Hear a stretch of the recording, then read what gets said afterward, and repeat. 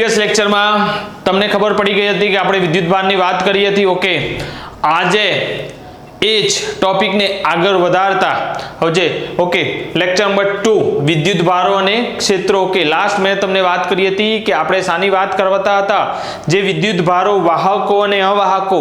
કારણ કે લાસ્ટમાં આપણે જે પ્રેક્ટિકલ કર્યો હતો ઓકે ગોલ્ડ લીફ ઇલેક્ટ્રોસ્કોપ કે જેની અંદર સોનાની વાત કરી હતી, તો એ વિદ્યુતભારને પરમિશન આપતું હતું. તો કેમ આપતું હતું? એના માટે છે કે વિદ્યુતભાર એ પણ ફિક્સ હોય છે કે વાહકો અને અવાહકો. પહેલા તો વાહકો કોને કહેવાય અને અવાહકો કોને કહેવાય, તો ધ્યાનથી સમજો.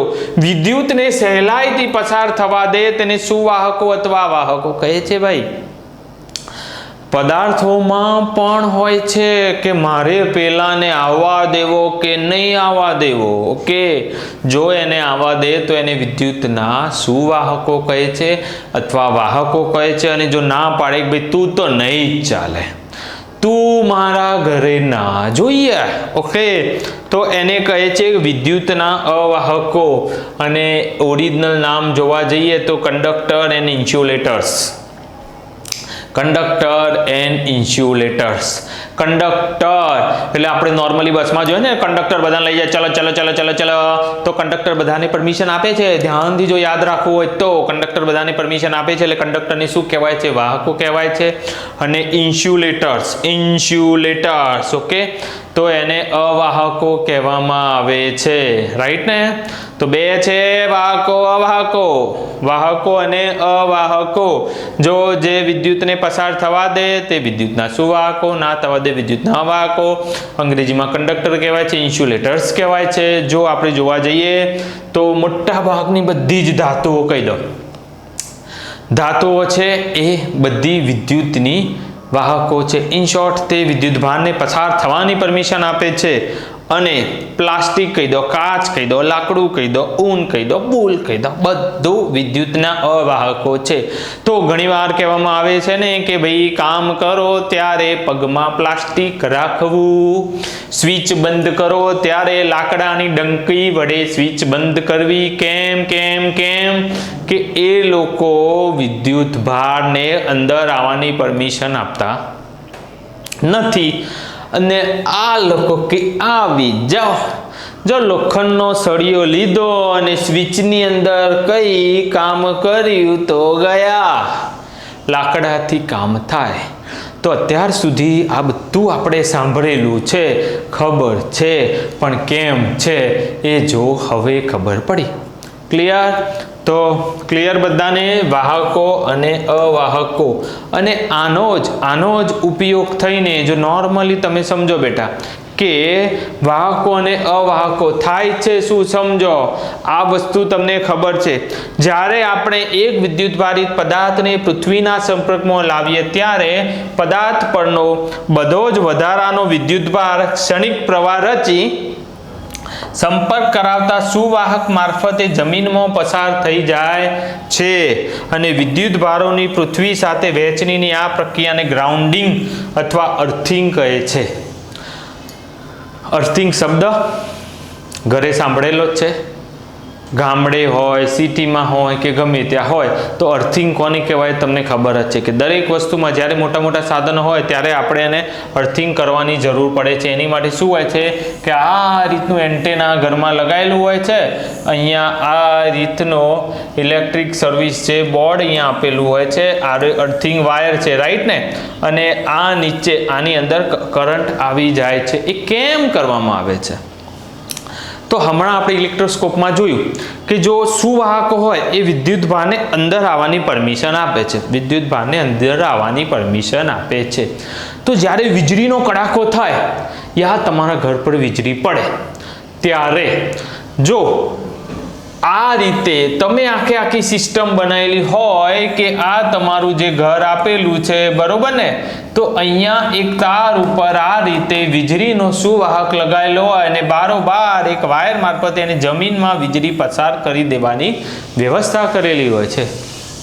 અને અર્થિંગ કહેવાય છે. ઘણીવાર આપણી ઘરમાં ટીવી, ફ્રીજ એના માટે પણ અર્થિંગ લગાવતા હોઈએ છીએ. કેમ કે અચાનક વધારે ઇલેક્ટ્રિસિટી આવી જાય તો આપણે અર્થિંગ લગાવેલું હોય તો એ ઇન્સ્ટ્રુમેન્ટને બગાડ્યા વગર સીધા આ જે સુવાહકો છે એને ખેંચી લે છે, પરમિશન આપે છે, તો એ જલ્દી જતું રહે ને ભાઈ, જલ્દી જતું રહે કે ના જતું રહે એનું રીઝન તમે સમજો. ચલો એના માટે એક વસ્તુ તમને સમજાવું.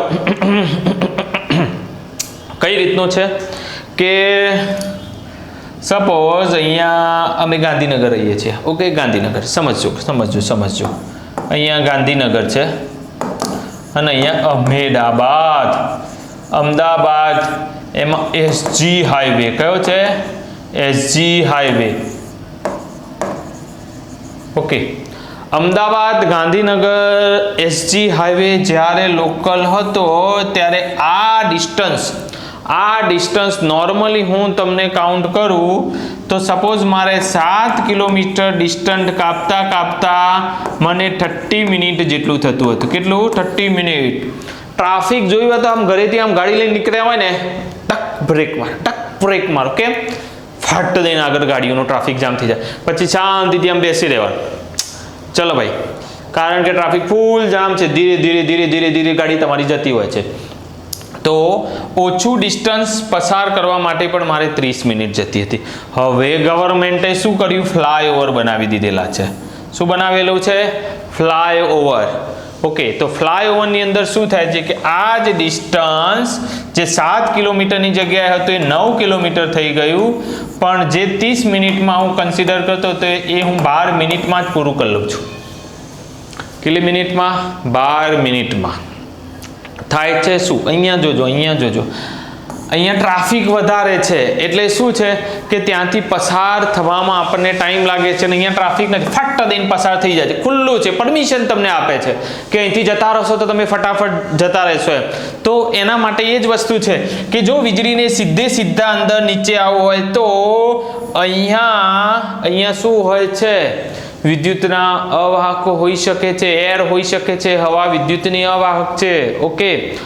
ઓકે, અને અહીંયા જો આ રીતે જો વાયર આપેલો હોય તો ભલે રસ્તો મોટો છે પણ વીજળી માટે તો સસ્તો છે, મોટો છે પણ સસ્તો છે, તો વીજળી સીધી આવવાના બદલે અર્થિંગ વાયરથી ફટાફટ જમીનમાં ઉતરી જશે. કેમ કે આ વિદ્યુતના શું વાહકો છે, તો ફટાફટ એને પરમિશન આપે છે કે તું ભાગ ભાઈ, ફટાફટ ભાગ. હાઈવે પર ફટાફટ રસ્તો ખુલ્લો છે તો ફટાફટ તમે જતા રહેશો, કેમ કે ખુલ્લો છે, તમને મજા આવે છે, તે ફટાફટ ટાઈમ પર પહોંચી જવાય છે. ઓકે, તો એ જ વસ્તુ છે બેટા કે અર્થિંગ વાયર લગાવવામાં આવે છે. હવે તમને એમ થાય કે સાહેબ વીજળી હવામાં વાહક નથી, તો અહીંયા સુધી પહોંચી કઈ રીતે? એ વાત બી છે. તો સમજો બેટા, ભલે વીજળી વિદ્યુતની અવાહક છે. હમણાં જ મેં તમને એક્ઝામ્પલ આપ્યું કે મેં એક બોડી બિલ્ડરને રાખેલો છે, કીધું કોઈને આવવા ના દેતો. ઓકે, તો બોડી બિલ્ડર શું કરશે? કોઈને નહીં આવવા દે. એટલે આપણે એને હમણાં જે ડેફિનેશન વાત કરીને વિદ્યુતના અવાહકો છે, તો એમ તો કહી ના શકાય કે વિદ્યુતના અવાહકો છે એટલે કમ્પ્લીટ વિદ્યુતને પરમિશન આપતા નથી, પણ એમ કહી શકાય કે વિદ્યુતના અર્ધવાહકો છે યા અવાહકો જે છે એ વિદ્યુતને એટલા પ્રમાણમાં પરમિશન આપતા નથી. ઓકે, પણ જો વધારે આવી જાય તો? હાલ વાત કરી બોડી બિલ્ડર મેં રાખેલો છે, એ અંદર આવવા નથી દેતો, પણ એકી સાથે 50 જણનું ટોળું આવે તો શું સાલા બોડી બિલ્ડરની તાકાત છે? ભલે મારો બોડી બિલ્ડર રાખેલો છે, સાલું બધું એ બોડી બિલ્ડરને તોડીને તોડું મારા જોડે આવી જશે. તમે હવે 12 સાયન્સની જો તૈયારી કરવા માંગતા હોય તો એબીસી ક્લાસીસમાં બધા સબ્જેક્ટની તૈયારી કરાવવામાં આવશે.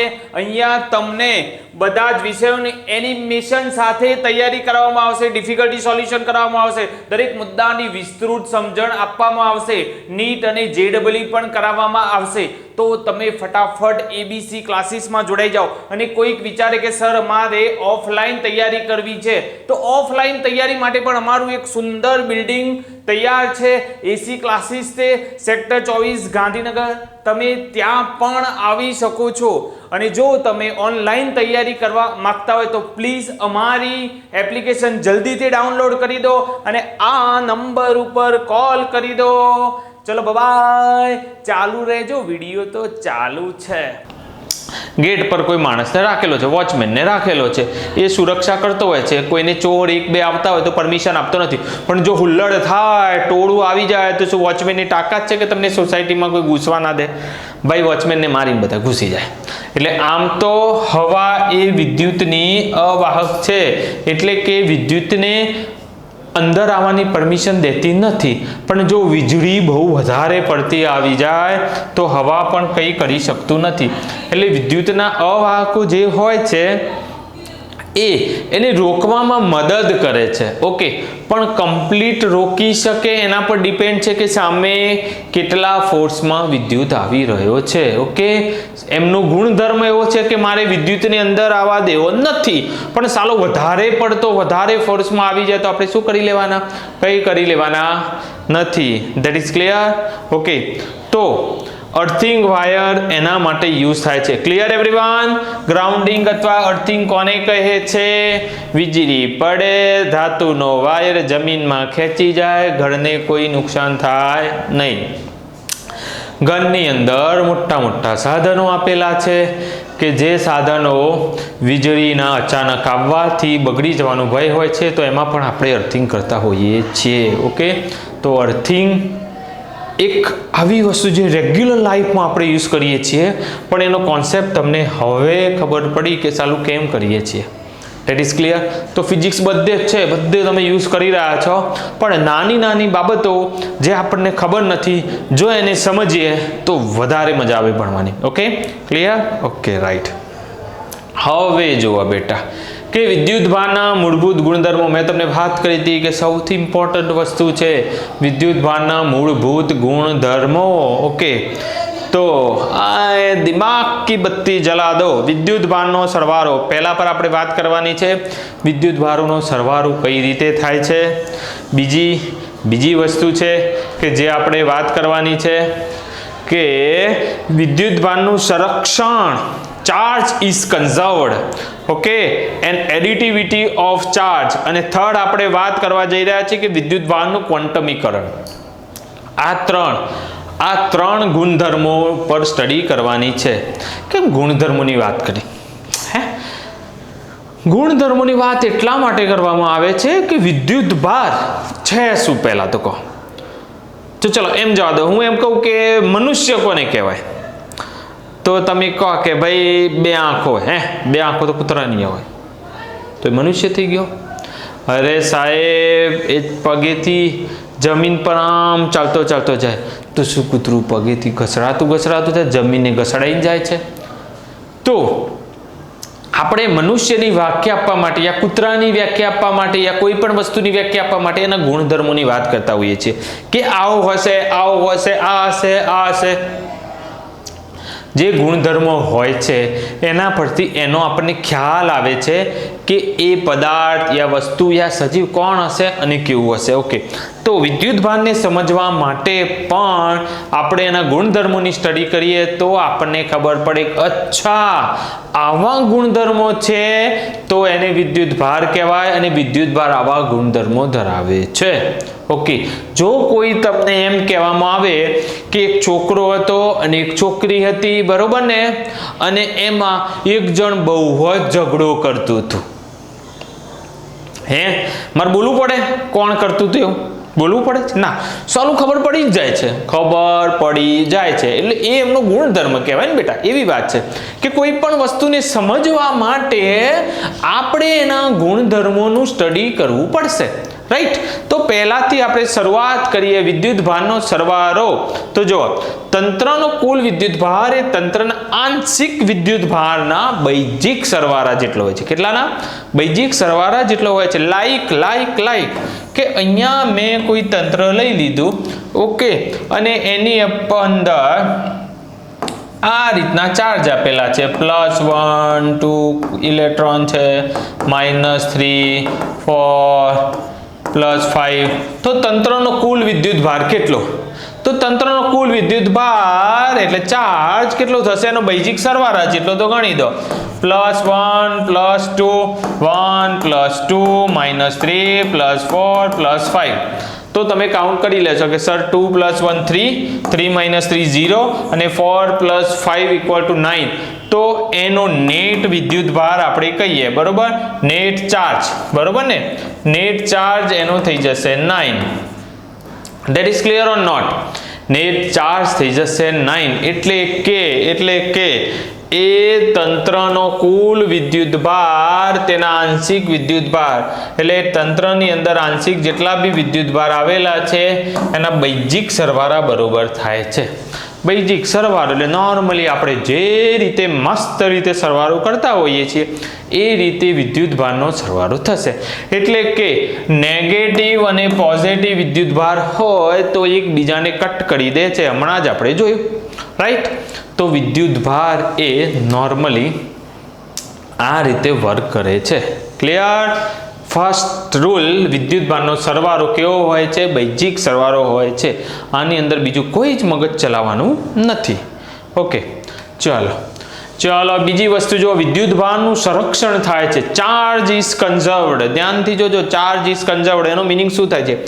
એક પદાર્થમાંથી ઇલેક્ટ્રોન બીજા પદાર્થમાં સ્થાનાંતરિત થાય છે, પરંતુ નવો વિદ્યુતભાર ઉત્પન્ન થતો કે નાશ પામતો નથી.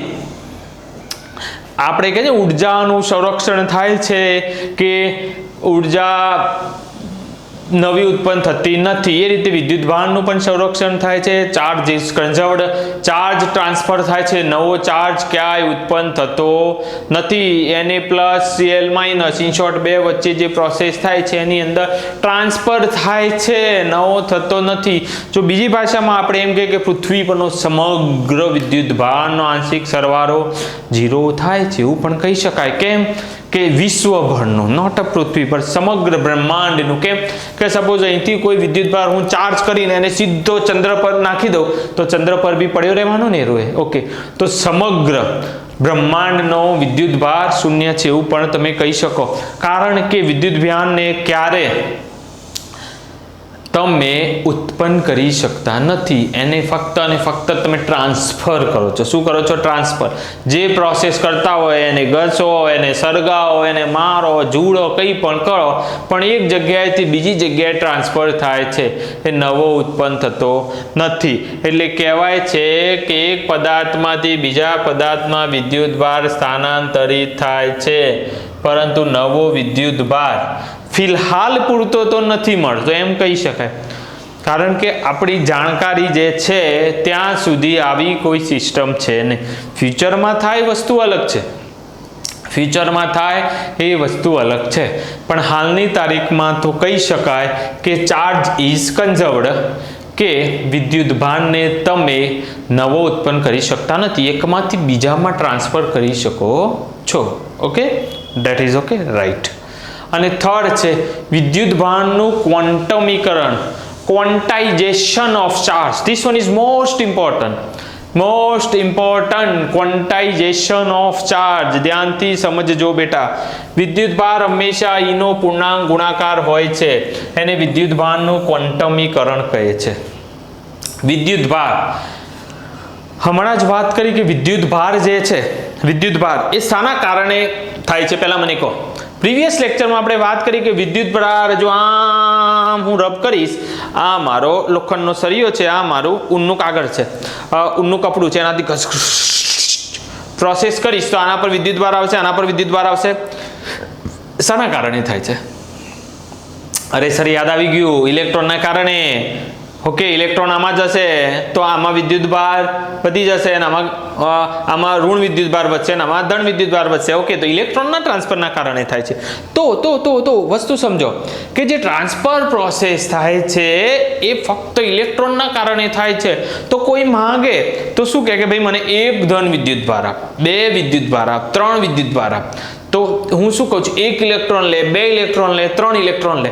ઇન શોર્ટ, જે પ્રોસેસ થાય છે એ ઇલેક્ટ્રોનના ટ્રાન્સફરના કારણે થાય છે. તો એનો ઈ પૂર્ણાંકના ગુણાંક હોય છે. શાનો ગુણાંક હોય છે? ઈના ગુણાંકમાં જ હોય છે. બીજી રીતે હું કહું કે અત્યારે કોઈ તમને કહે કે ઈનો પૂર્ણાંક એટલે નાનામાં નાનો ભાગ, ક્વોન્ટમીકરણ, નાનો ભાગ, એકદમ નાનો ભાગ, કે જેનાથી આખી વસ્તુ ક્રિએટ થતી હોય છે. તો વિદ્યુત ભારના ટ્રાન્સફર માટે જવાબદાર છે ઈ, ચાર્જ, ઇલેક્ટ્રોન. ઓકે, તો એના આવા અને જવાથી તો ઓછામાં ઓછો વિદ્યુત ભાર તો તમે ઈ જેટલો જ ટ્રાન્સફર કરી શકો કે લઈ શકો, ઈના મલ્ટિપલમાં જ કરી શકો. કે નોર્મલી હું તમને કહું કે અત્યારે કરન્સી જે છે એમાં હું તમને ઓછામાં ઓછા કેટલા રૂપિયા આપી શકીએ એમ કહો, ચલો વિચારો. ઓછામાં ઓછા રૂપિયા કેટલા આપી શકું? તો ઠીક છે સર, ઓછામાં ઓછો તો 1 રૂપિયો છે. રૂપિયાથી નીચે ખરું અત્યારે કઈ? હાલની તારીખની વાત કરું છું, 2022ની હું વાત કરું છું કે અત્યારે હાલની કરન્સીમાં રૂપિયાથી નીચું કઈ છે ના. તો તમારે કંઈ પણ પ્રોસેસ કરવી હોય તો 1 રૂપિયાના મલ્ટિપલમાં કરવી પડે. કોઈને 100 રૂપિયા આપવા હોય તો 1 × 100, લાખ રૂપિયા તો 1 × લાખ. ઓકે, તો નાનામાં નાનું કેવું છે? 1 રૂપીસ. તો એનાથી નાનો કોઈ રૂપિયો છે જ નહીં. તો કોઈ પણ પ્રોસેસ કરવી છે, કોઈ પણ પૈસા આપવા છે તો 1 રૂપીસના મલ્ટિપલમાં તમારે આપવાના થશે. Clear or not? રાઈટ. એ રીતે જો વિદ્યુત ભારનું તમારે સ્ટડી કરવું છે તો એના માટે નાનામાં નાનો જે છે એ ઈ છે. કેટલું છે? ઈ. અને તેને વિદ્યુત ભારનું ક્વોન્ટમીકરણ કહેવામાં આવે છે. અને વિદ્યુત ભાર હંમેશા Q, તો એને Q = Ne તરીકે દર્શાવવામાં આવે છે, જ્યાં n એ પૂર્ણાંક સંખ્યા છે. Q = Ne, સમજો બેટા.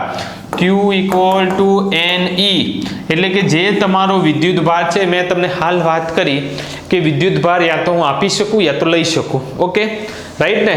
તો આપું તો માઇનસ, લઉં તો પ્લસ, બટ એ પૂર્ણાંક જ હોય છે. એટલે n એટલે શું કહ્યું છે? પૂર્ણાંક સંખ્યા. એટલે શું થશે? યા તો +or -1, +or -2, +or -3 એ રીતે થાય. પેલો મને કે મને 3 વિદ્યુત ભાર આપ, તો મેં એને 3 વિદ્યુત ભાર આપ્યા, તો મારે 3 ઓછા થયા, એને 3 વધી ગયા. બટ મલ્ટિપલમાં શાના આવ્યા? શાના મલ્ટિપલમાં આવ્યા? Q = +or -3 થયું કે ના થયું? Q = +or -3e. ધ્યાનથી સમજતો, ઇમ્પોર્ટન્ટ વસ્તુ છે. Q = Ne, જે તમારો વિદ્યુત ભાર છે એનો સિમ્બોલ છે. Q = Ne તરીકે દર્શાવવામાં આવે છે. એને પૂર્ણાંક સંખ્યા છે, e એ તમારો વિદ્યુત ભાર છે. તો જ્યારે પણ વિદ્યુત ભારની સ્ટડી કરતા હોય ત્યારે સમજવાનું કે હંમેશા એ ઈના મલ્ટિપલમાં હોય છે. કોઈ મને એમ કે ઓકે, રૂકો. ઓકે, હા, 1 મિનિટ, દેખાતું નથી. ચલો આને ઉડાડી દઈએ છીએ, રાઈટ ને? ઓકે. એનું વિદ્યુત ભારનું ક્વોન્ટમીકરણ સૌ પ્રથમ ફેરેડે શોધેલું. કોને શોધેલું? ફેરેડે. અને જે વિદ્યુત વિભાજન થાય છે અને ઇલેક્ટ્રોલાઇસિસ ના પ્રયોગ દ્વારા દર્શાવવામાં આવે છે. વિદ્યુત ભારનું ક્વોન્ટાઇઝેશન શું કહેવાય છે? ક્વોન્ટાઇઝેશન. શું કહેવાય છે? ક્વોન્ટમીકરણ. અને એ કોણે શોધેલું છે? ફેરેડે. કોણે શોધેલું છે? ફેરેડે. ઓકે, વિદ્યુત ભારનું ક્વોન્ટાઇઝેશન કોણે કહેલું છે? ફેરેડે. કે કોઈ પણ પ્રોસેસ થાય છે ઇલેક્ટ્રોનના આવવા જવાથી થાય છે. બેન્જામિન ફ્રેન્કલિને કહ્યું હતું કે પોઝિટિવ અને નેગેટિવ. એ વખતે તેને ખબર જ નથી કે ઇલેક્ટ્રોન શું છે, પ્રોટોન શું છે, આ બધું શું છે. ઓકે, એને તો ખાલી એટલી જ ખબર પડી હતી કે આ બે અલગ અલગ પ્રોસેસ કરે છે, અલગ અલગ ગુણધર્મો ધરાવે છે. એક આમ જાય છે તો બીજો આમ જાય છે, તો એને ધન અને ઋણ વિદ્યુત ભાર કયા હતા. બટ અહીંયા જોજો કે વિદ્યુત ભારનું ક્વોન્ટમીકરણ સૌ પ્રથમ ફેરેડે શોધેલું છે. અને જે પ્રોસેસ છે એને ઇલેક્ટ્રોલાઇસિસ અને વિદ્યુત વિભાજન કહે છે. શું કહે છે? વિદ્યુત વિભાજન. કોણે કરેલું છે? ફેરેડે. કોણે કરેલું છે? ફેરેડે. Okay, Q = Ne. વિદ્યુત ભાર હંમેશા ઈના મલ્ટિપલમાં હોય છે. Okay, right. જોજો વિદ્યુત ભારનો SI એકમ. SI એટલે ઇન્ટરનેશનલ સિસ્ટમ. એ તમને ખબર છે, કેમિસ્ટ્રીમાં બહુ ભણેલા છો. IUPAC નામકરણ SI યુનિટ. ઓકે, ફિઝિક્સમાં તમને ખબર છે, 11th ભણી ગયા છો. ઓકે, SI યુનિટ કુલંબ છે. શું છે? કુલંબ. જેને C વડે દર્શાવવામાં આવે છે. SI યુનિટને શાના વડે દર્શાવવામાં આવે છે? C વડે દર્શાવવામાં આવે છે. ઓકે, અને કોઈ એક તારમાંથી 1 એમ્પિયર વિદ્યુત પ્રવાહ 1 સેકન્ડમાં વહેતો હોય તો 1 કુલંબ વિદ્યુત ભારિત છે એમ કહેવાય. 1 કુલંબ વિદ્યુત ભાર એટલે શું? તો આ એક તાર છે, એની અંદર 1 એમ્પિયર જેટલો વિદ્યુત પ્રવાહ 1 સેકન્ડમાં પસાર થાય. કેટલો વિદ્યુત પ્રવાહ? 1 એમ્પિયર જેટલો. અને 1 સેકન્ડમાં પસાર થાય તો 1 કુલંબ વિદ્યુત ભારિત ચાર્જ થયો કહેવાય. કેટલો કહેવાય? 1 કુલંબ વિદ્યુત ભારિત ચાર્જ થયેલો કહેવાય છે. તારમાંથી 1 એમ્પિયર વિદ્યુત પ્રવાહ વહેતો હોય 1 સેકન્ડમાં થાય તો તેને 1 કુલંબ છે એવું કહી શકાય. Clear everyone? ક્લિયર? ઓકે. હવે જો ક્વોન્ટાઇઝેશનમાં આગે આ પદ્ધતિમાં વિદ્યુત ભારના એકમનું મૂલ્ય મીન્સ જે ઇલેક્ટ્રોન છે નેગેટિવ છે પણ એનું મૂલ્ય કેટલું છે? 1.60292 ક્રોસ 10⁻⁻19 કુલમ થાય છે. તમારે ખાલી જનરલી સ્ટડી માટે E = 1.6 ક્રોસ 10⁻⁻19 કુલમ યાદ રાખવાનું છે. જરૂરી છે, યાદ રાખવાનું છે. 1.6 એની વેલ્યુ આપેલી હોતી નથી. ઘણી વસ્તુઓ હોય છે જે આપેલી હોતી નથી, તમારે યાદ રાખવાની હોય છે, જરૂરી છે. એની વેલ્યુ 1.6 10⁻⁻19 કેટલી છે? 1.6 10⁻⁻19. તો હું તમને કોઈ ક્વેશ્ચન કરું કે કોઈ પદાર્થ એમ કે મારા જોડે કોઈ તમારો પદાર્થ એમ કે મારા જોડે 10⁻⁻19 કુલંબ વિદ્યુત ભાર છે, તો એ સાચું કે ખોટું? બોલો, વિચાર. સાચું કે ખોટું? કોઈ એમ કે મારા જોડે 10⁻⁻19 કુલંબ જેટલો વિદ્યુત ભાર છે, સાચી વસ્તુ છે કે ખોટી? જવાબ આપો. તો સમજો બેટા કે હંમેશા Q શાના મલ્ટીપલમાં હોય છે? Q હંમેશા E ના મલ્ટીપલમાં હોય છે. ઓકે, તો એની આગળ યા તો 1 E હશે, 1 વિદ્યુત ભાર, 2 હોય તો 2 વિદ્યુત ભાર. ઇન શોર્ટ મિનિમમમાં મિનિમમ તો કેટલો હોવો જોઈએ? E જેટલો હોવો જોઈએ કે ના હોવો જોઈએ? પણ એની વેલ્યુ તો કેટલી છે? 1.6 × 10⁻⁻19. અને એની જગ્યાએ અહીંયા શું કરેલું છે? કંઈ નથી, તો 1 × 10⁻⁻19 લખાય કે ના લખાય? લખી શકાય ને? ઓકે, તો 1.6 કરતા 1 નાનો છે, તો આ જે છે એ આના કરતા નાનો થયો કે ના થયો? 10⁻⁻19 એ 1.6 × 10⁻⁻19 કરતા નાનો થયો કે ના થયો? પણ એ તો પોસિબલ છે જ નહીં. કેમ નથી? કારણ કે નાનામાં નાનો વિદ્યુત ભાર E છે અને જેની વેલ્યુ છે 1.6 × 10⁻⁻19. That is clear or not? Clear? Okay, તો તમને એના પરથી ખબર પડે કે એ આટલા વિદ્યુત ભારિત છે કે નહીં. ચલો કોઈ બીજી વેલ્યુ આપણે, ચલો તમને એમ કહેવામાં આવે કે ચલો આનાથી છે કે નહીં, તો એની બીજી વસ્તુ કઈ છે કે તમારે ચેક કઈ રીતે કરવાનું કે ખરેખર છે કે નહીં? જે વિદ્યુત ભાર આપેલો છે એટલો હોવો જોઈએ કે ના હોવો જોઈએ? ઓકે ને, રાઈટ ને? તો આપણને ખબર છે, ધ્યાનથી જોજો. જો તમે બીજી રીતે ચેક કરવું હોય મેથેમેટિકલ, ચલો એ તો નાની વેલ્યુ છે, તમને ખબર પડી ગઈ કે ઠીક છે આટલી આપેલી છે, બરોબર. પણ વિદ્યુત ભારને તો તોડી શકાતો નથી, વિદ્યુત ભાર તો એના મલ્ટીપલમાં જ હોય છે. Okay, right? હાલ પૂરતું, અત્યારે અભ્યાસ પૂરતું. તો સમજવાનું કઈ રીતે? તો મને ખબર છે કે સાહેબ મારો Q = N થાય છે, જ્યાં N એ પૂર્ણાંક સંખ્યા છે. હવે આ મારો વિદ્યુત ભાર છે કે નહીં, એ મારો એટલો વિદ્યુત ભાર જે આપેલો છે એ સાચો છે કે નહીં? તો એના માટે હું શું કરીશ? હું આ ફોર્મ્યુલા યુઝ કરીશ. Q = N. Q ની જગ્યાએ વેલ્યુ મૂકી દઈશ. જોજો, Q ની જગ્યાએ વેલ્યુ 1 ક્રોસ 10⁻⁻19 = N મારે શોધવાનો છે કે કેટલાના મલ્ટીપલમાં છે. E ની વેલ્યુ તમને આપેલી છે, તો અહીંયા 10⁻⁻19 કટ, તો N તમારો શું થઈ જશે? અહીંયા 1.6 અહીંયા ગુણાકારમાં છે, સામે જાય તો ભાગાકારમાં, તો શું થઈ જશે? 1/1.6 થાય કે ના થાય? જો મારે ચેક કરવું હોય તો ખરેખર છે કે નહીં, તો અહીંયા શું થઈ જાય? 1.6 ને ડિવાઈડ કરો તો 10/16 થાય કે ના થાય? 10/16 એટલે શું થઈ જશે? 8 દુ 16 અને 5 દુ 10, તો 5/8 દુ 16, 5/8 થાય કે ના થાય? ઓકે, 5/8. ઓકે, શું કહેવાય? 5/8. હવે 5/8 એ પૂર્ણાંક સંખ્યા છે, કારણ કે હમણાં આપણે જોયું, પ્રીવિયસમાં જોયું કે Q = Ne. શું છે? Q = Ne. એની અંદર N તમારો પૂર્ણાંક છે. N તમારો કયો છે? n પૂર્ણાંક સંખ્યા છે, એનો મતલબ એ થયો કે અહીંયા મને n પૂર્ણાંક સંખ્યા મળતું નથી, તો આવો વિદ્યુતભાર પોસિબલ નથી.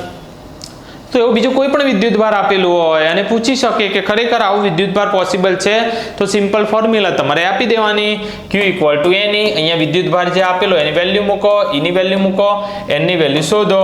જો n ની વેલ્યુ પૂર્ણાંક સંખ્યા મળે તો કહી શકાય છે, અધરવાઇઝ નથી. બોલો ક્લિયર બેટા? બધાને ક્લિયર? બહુ મસ્ત વસ્તુ જઈ રહી છે. ક્લિયર ને? Okay done. Okay okay okay, એના માટે આ બધું ઇરેઝ કરવું પડશે. તમે લખી લેજો, તમે રિવાઇઝ કરીને લખી લેજો કે તો વિદ્યુતભારનું ક્વોન્ટાઇઝેશન ચાર્જ, ક્વોન્ટમીકરણ વિદ્યુતભાર બહુ જ ઇમ્પોર્ટન્ટ વસ્તુ છે. ઓકે બેટા, લગે રહો મુન્નાભાઈ. ઓકે, બીજી વસ્તુ જોજો, જે માઇક્રોકુલમ્બ છે, માઇક્રોકુલમ્બ છે 10⁻⁻6 થશે, મિલીકુલમ્બ છે એને 10⁻³ જશે. ઓકે, માઇક્રોકુલમ્બ એટલે μc લખાશે. શું છે μc? માઇક્રોકુલમ્બ. mc એટલે મિલીકુલમ્બ. ઓકે, m નાનો છે, c મોટો છે, રાઈટ. માઇક્રોકુલમ એન્ડ મિલીકુલમ. તો માઇક્રોકુલમ ની વેલ્યુ કેટલી છે? 10⁻⁶. મિલીકુલમ ની છે 10⁻³ ધેટ ઇઝ ઓકે ડન. વિદ્યુતભારનું ક્વોન્ટમીકરણ સૌ પ્રથમ સૂચન ઇંગ્લિશ પ્રયોગકર્તા ફેરેડેએ કર્યું હતું, જેનું આપણે ઇલેક્ટ્રોલાઇસિસ પ્રયોગ તો હાલ આપણે જોઈ લીધું ને કે વિદ્યુતભારનું કોણે કર્યું હતું? Faraday. That is clear? Okay, અને SI યુનિટ કુલમ વડે દર્શાવવામાં આવે છે, અને 1 એમ્પિયરમાંથી પસાર થતો વિદ્યુત પ્રવાહ. That is okay clear? Everyone clear? હવે આવશે આપણા કુલંબભાઈ. કોણ આવશે? કુલંબભાઈ. તો કુલમ્બ્સ લો, રાઈટ. તો અત્યાર સુધી આપણે જે સ્ટડી કર્યું એમાં આપણને ખબર પડી કે ચાર્જ જે પાર્ટિકલ છે ધન વિદ્યુતભારિત હોય છે, ઋણ વિદ્યુતભારિત હોય છે, બરોબર ને? હવે એની અંદર પછી આપણે જે સ્ટડી કર્યું કે વિદ્યુતભારના ગુણધર્મો, પ્રોપર્ટીઝ ઓફ ઇલેક્ટ્રિક ચાર્જ, તો એની અંદર એડિટિવિટી, ઓકે, પછી ક્વોન્ટાઇઝેશનની તમે એની વાત કરેલી છે. ઓકે, તો આ જે ત્રણ જે પ્રોપર્ટીઝ છે એને આપણે સમજવાની હતી, જે આપણે સમજી લીધી કે જે વિદ્યુતભાર છે એનો ફટાફટ બેઝિક સરવાળો જે થાય છે એને એની એડિટિવિટી કહેવામાં આવે છે. That is clear? ક્વોન્ટાઇઝેશન એટલે નાનામાં નાનો જે ભાગ છે એને શું કહેવામાં આવે છે? વિદ્યુતભાર હંમેશા ઈના મલ્ટિપલમાં હોય છે. વિદ્યુતભાર શાના મલ્ટિપલમાં હોય છે? હંમેશા ઈના મલ્ટિપલમાં હોય છે. અને બીજો ગુણધર્મ જોયો, conservation of mass electric charge, એટલે કે જે વિદ્યુતભાર છે એ ક્યારે ઉત્પન્ન થતો નથી કે એનો નાશ કરી શકાતો નથી. વિદ્યુતભારને આપણે શું કરવું પડે છે? વિદ્યુતભારને એકમાંથી બીજામાં ખાલી ટ્રાન્સફર કરી શકીએ છીએ. ઓકે, અને કુલંબનો નિયમ, the most important thing. Okay, હવે ચાલુ થાય છે ભાઈ, હવે યુદ્ધ લડવાનું ચાલુ થાય છે, કારણ કે હવે તમે જે એક્ઝામ્પલ કરવાના છો, ઓકે, કે આમ સમ્સ જે તમારા કરવાના થશે, ઓકે, કુલંબનો નિયમ, કુલંબના નિયમની જાણકારી આપણે નેક્સ્ટ લેક્ચરમાં આપીશું. પણ કુલંબ જે છે ને એને ન્યૂટનના નિયમ કુલંબે એવું કામ કરેલું છે ને, કેવી વસ્તુ છે ખબર છે કે આમ પેપરમાં બેઠા હોય ને આમ જોઈ રહ્યા તો બાજુ ન્યૂટન શું લખે છે. ઓકે ઠીક છે, ન્યૂટને શું કર્યું? તો એ બંને નિયમો છે એ આમ કહી શકાય કે કુલંબે ન્યૂટનના નિયમની કોપી કરેલી છે. કુલંબે ન્યૂટનના નિયમની કોપી કરેલી છે એવું કહી શકાય. કર્યું નથી કહી શકાય, કારણ કે એકદમ નજદીકના નજદીક વસ્તુઓ છે. પેલા એ દળોની વાત કરેલી છે અને વિદ્યુતભારની વાત કરેલી છે. તમે જ્યારે સ્ટડી કરશો તમને એમ થશે oh yes sir, same to same છે, સેમ ટુ સેમ છે. પેલા એ બે દળોની વાત કરેલી છે, આ એને ઘસ્યા અને બે વિદ્યુતભાર લાવી દીધા અને બે વિદ્યુતભારની વાત કરેલી છે. બે જ વસ્તુનો ડિફરન્સ થશે, બાકી કુલમના નિયમમાં તમને બહુ જ સામ્યતા મળશે, રાઈટ ને? જે તમે ન્યૂટનનો નિયમ, જે દળનો જે શીખી ગયા છો કે બે પદાર્થને જોડે લાવવાથી એના પર જે અસર થાય છે, એ જ વસ્તુ બે વિદ્યુત ભારોને જોડે લાવવાથી શું અસર થાય છે, એ સમજવા માટે આપણે યુઝ કરવો પડશે કુલમ્સ લો. તો મોસ્ટ ઇમ્પોર્ટન્ટ છે મિત્રો. ઓકે, આના પર એક આખું લેક્ચર જાય એવું કામ છે. ઓકે, તો સ્ટે ટ્યુન, જોઈન રહેજો, ચેનલને લાઈક કરજો અને ખાસ ધ્યાન આપજો કે દરેક વસ્તુને પહેલેથી ડીપમાં જોતા રહેશો. ભણવાની તમને મજા આવશે. ચલો બાય, નેક્સ્ટ લેક્ચરમાં મળીએ. Bye bye.